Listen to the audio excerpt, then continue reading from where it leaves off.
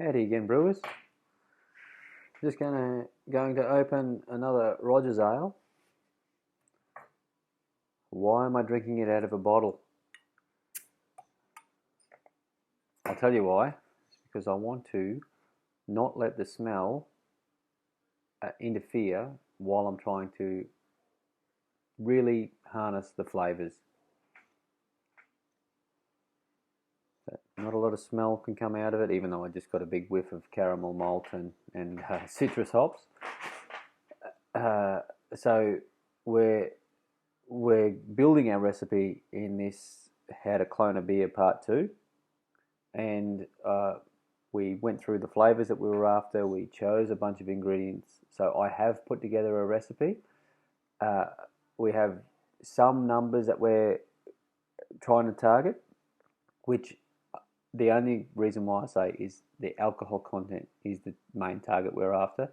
Trying to get a 3.8, 3.9% beer. And they say the bitterness is between 24, 25. It'll be fine the way with what I've plugged into it, and I'll explain how I've come up with the hop amounts and also the grain bill. All right, I'll bring up Beersmith.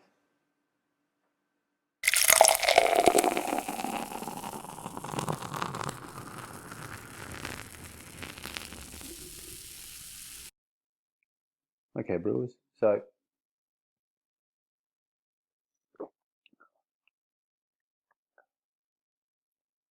when I just taste it, the first taste I get are the citrus flavors.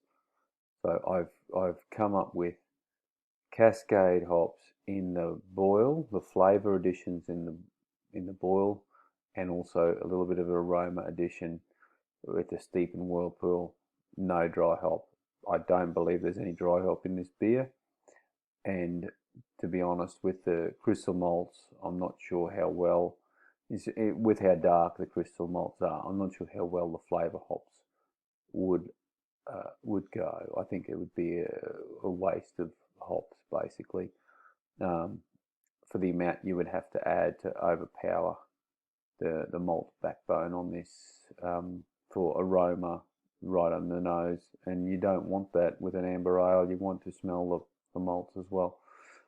In terms of brewing salts, I've only added half a teaspoon of gypsum, and that is because I do want a little bit of hop accentuation. With the dark crystal malts being the specialty that I'm going to add, I don't need to add any calcium chloride to accentuate the malts because that one's going to dominate. So the recipe calls for pale malt, which I don't have ale malt, but I do have Pilsner. So I'll just, there's the Rogers Ale. So pale malt, wheat, Carapils, and Vienna.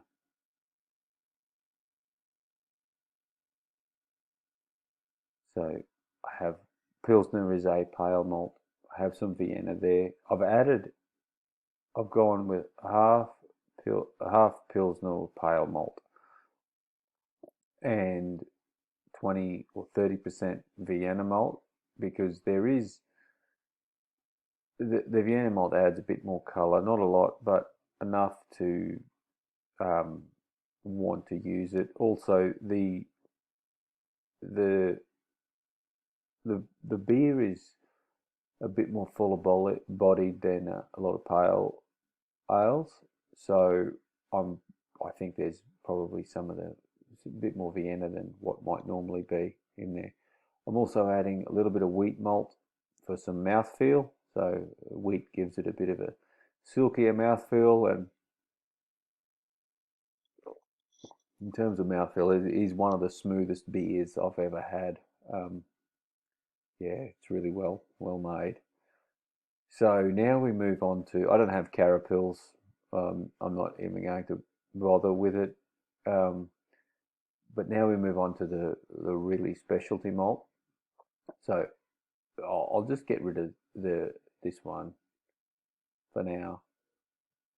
Okay, so the special B, I'm going for 10%. Anything more than that in such a low alcohol beer is you it's probably just going to be way too much crystal malt in it. So I'm limiting it to 10% to try and get the color that we're going for using just dark crystal malts. I need to add nearly 20%, and that's just too much. So excuse me. So I'm just staying with 10% of the special B, and I'll just go back. Now um, I am sort of, while I did say that there's no more crystal malt being added, I'm only adding 50 grams of Joe White roasted malt, which has a little bit of dark crystal. Mostly it's roasted barley and dark chocolate, but there's a little bit of very dark crystal in there. So not much though, and I'm only adding 50 grams, and it's purely to be able to hit the target color I'm going for. So it's only a color addition, and that's why it's only 50 grams in a total grain bill of 3.4 kilograms. So target gravity is 1038. I'm looking to do a medium body mash. Cancel. Sorry. So the mash 67 degrees for 60 minutes, and then I'll mash out. But in terms of the hop additions now, so why is it 16 grams of East Kent Goldings I'm adding if I'm not brewing by numbers?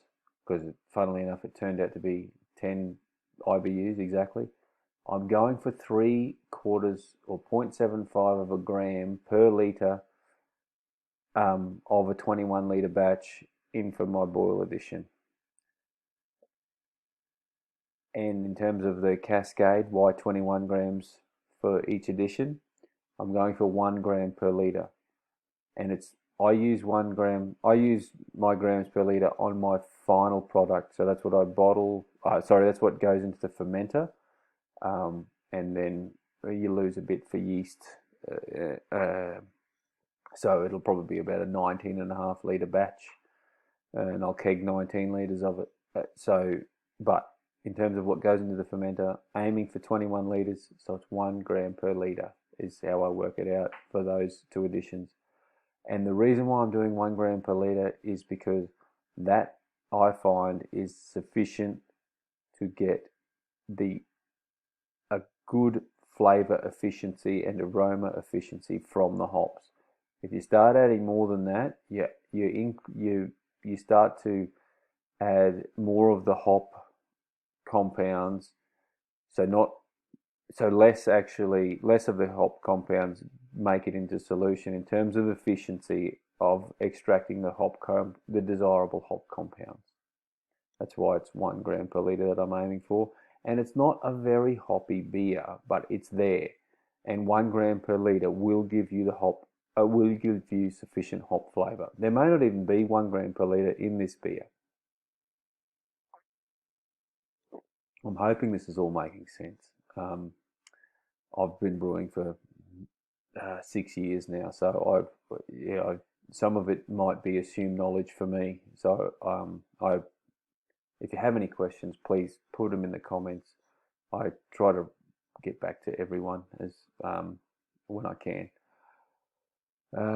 So I'm using East Kent Goldings because the website says they use EKG. It has a low cohumulone level, so even low cohumulone. So I need to, rather than adding 10 grams per litre like I might with Warrior, which has higher alpha acids, even though it has higher alpha acids, it comes down to perceived bitterness, which is cohumulone for me.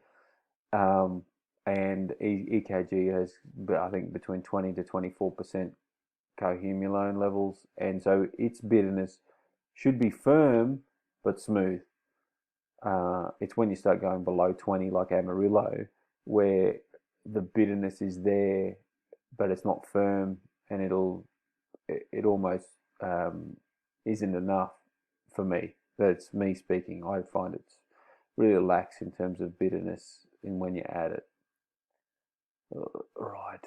So I'm just using some harvested USO 5. I've just put in one package because it's only a mid-strength beer, so one package will be plenty sufficient. I'll ferment it at. The plan is to ferment. Oh, sorry about that. No. The plan is to ferment it at 18 degrees.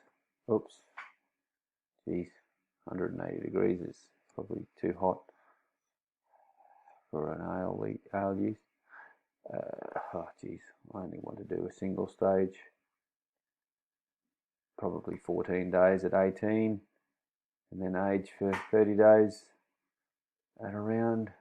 Actually, it'll only be aged for 14 days while I carbonate it in the keg, probably around 20.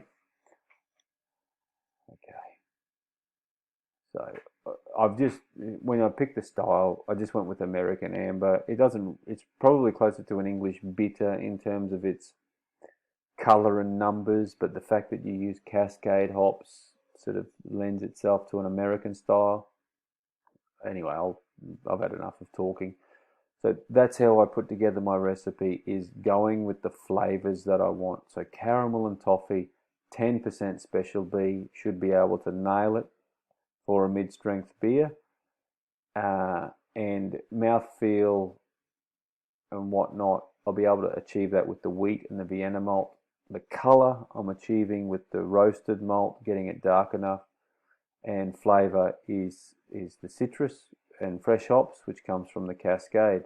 And the fruits also, to go back, the fruit flavor comes from the special B malt. So remember, brew by flavors, not by numbers.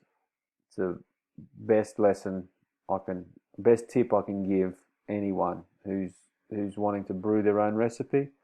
Pick what flavors you want. Don't have a target gravity, target alcohol content in mind at the start. Pick your flavors, go with them, and then put together your recipe. All right. Well, I'm enjoying this beer, even though it's in the bottle. So until we brew this next time, happy brewing.